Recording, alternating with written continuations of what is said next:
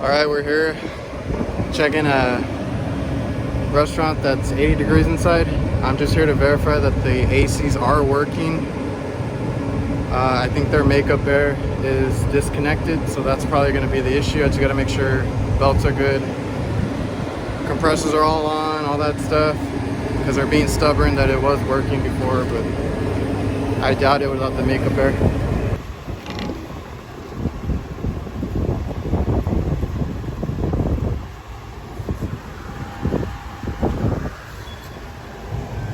Just gonna go around tightening them, and then we got the makeup air. See if we can turn that on, get them going.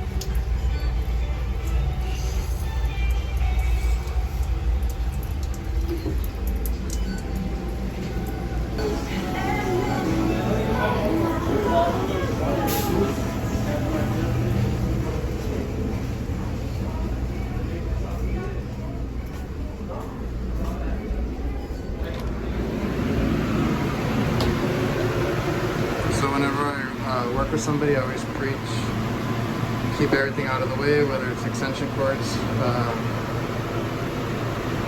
hoses, or tools or anything. I don't want to get blamed for an accident, and I want to keep it as safe as possible. I don't want to get sued. So just keep that in mind if you guys work in kitchens or public access areas. Alright, so while I got my stuff, I had that off, and it did defrost a little bit. It turns off the compressor and lets the fan defrost. And now I'm gonna just hit it with water. I'm gonna make a mess, but you gotta do what you gotta do. And we're gonna use a wand today.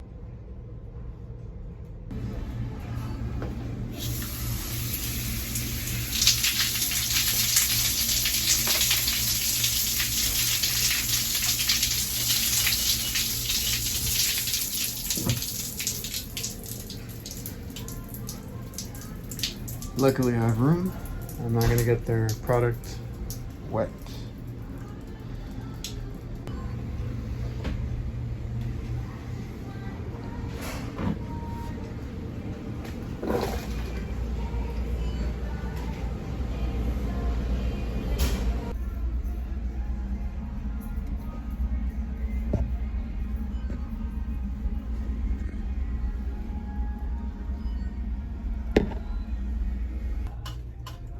So we have to bust out the drop cloth because it is super thick ice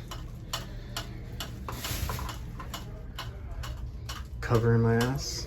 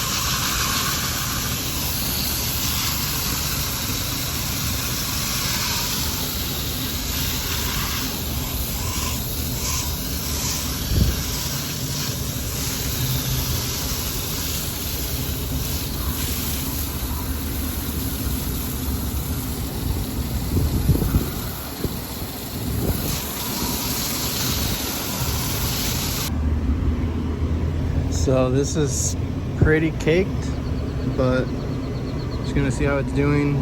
We're kind of checking up on it because they already got a new unit. We just got to replace it within the next few days. All of that is from the coil.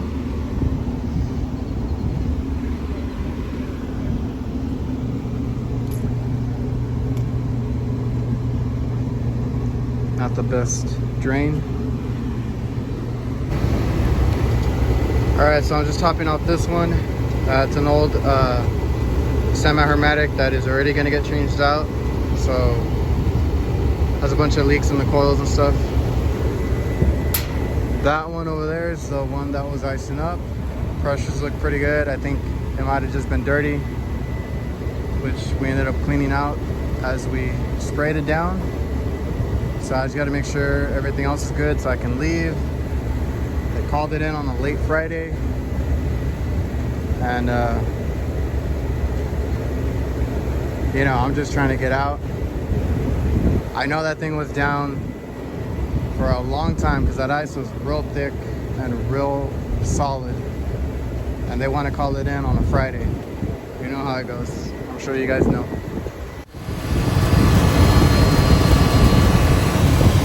And that's the only area where it's kind of hard to have the probes because they don't fit, or at least to charge, because usually you need to use the T. So I always carry a long hose, the T for charging, a ball valve adapter, then I have this one just in case I need a little extension.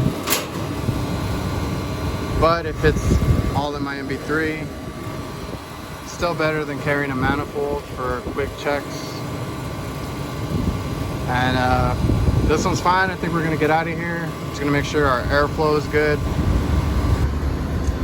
And I made a mistake. That's not my unit. That is. We're standing directly over it, but they ran it back that way. So I gotta check this.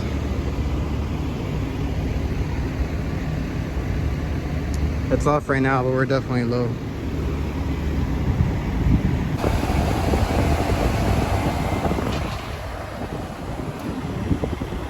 So we're just gonna top them off for today. They put this call in way too late. So I'm gonna top it off, make sure it reaches temp with the 404. And I've just noticed when it sees weird old installs that somebody else has done, and there are these RDI systems. I noticed that they have a lot of rub outs in the attic area. So I don't see anything major, any oil.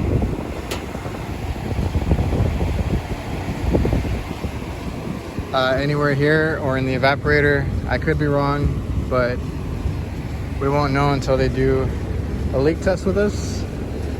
And I will do that on another day when they schedule it.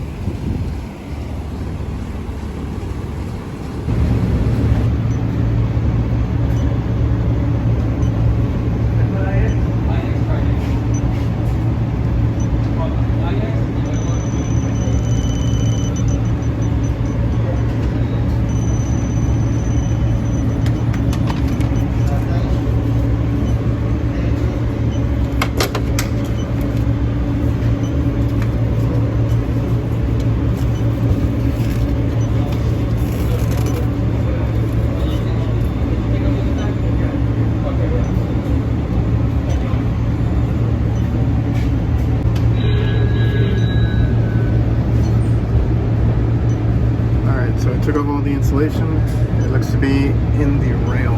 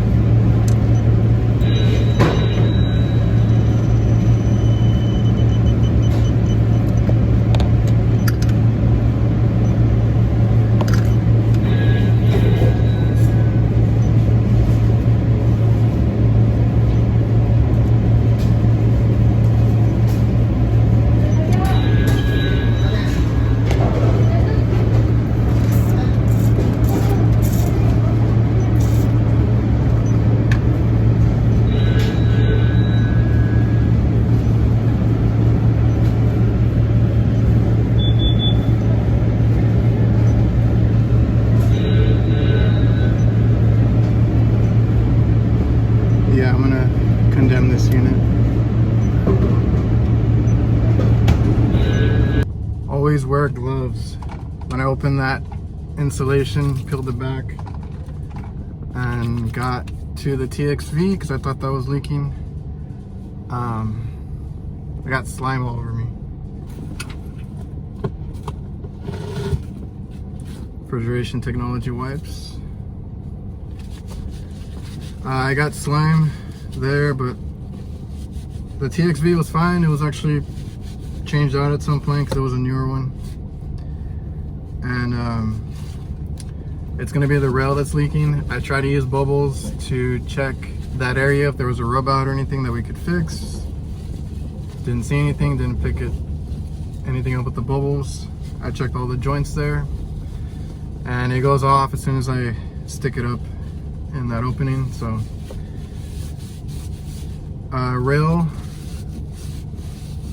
evaporators are not really repairable unless you're willing to cut out the back through the stainless steel and insulation foam, whatever they have that insulates it. Cut it all out, find your leak, patch it or whatever, and then fill it back in and do all that work to patch up the cutout you did. And that thing runs a long way, so I'm not going to be cutting the entire thing to look for it. I've had another one of these. This is like the second one. This is like the second one I've had to condemn. Luckily, this one is a standalone, so they'll just get a new one, take that one out, put the other one in. At another location, they were built into the restaurant, even up on a raised floor. You couldn't wheel them out or anything. They were like built into the wall. And the line set ran to the roof, and it was in a little refrigeration rack system. It was a Hvacr system. So we had to condemn one of those, and we don't do that location anymore. So I have no idea what they ended up doing. For the longest time, I think a year, they just had to shut that one down, and they used the rest of them because they were interconnected. As long as you didn't run that one, I don't think you had a leak or much of a leak, because the solenoid closed it off. So pretty simple, just a leak repair. I did check the evaporators. I took off panels, couldn't find anything until I ripped apart the insulation and found my leak detector going off there. They'll probably just get a new one and be done with it. Can finally go home now. I got a long drive.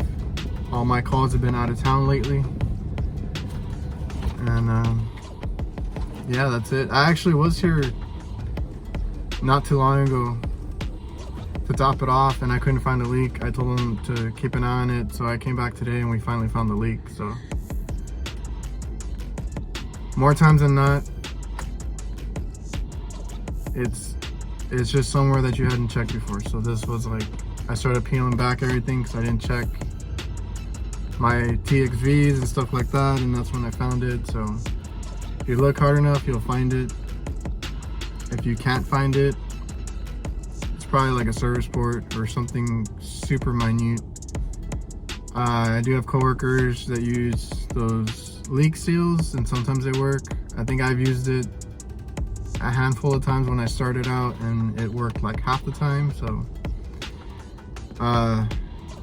obviously having an electronic leak detector helps a lot, because before I had that, I had a hard time finding anything.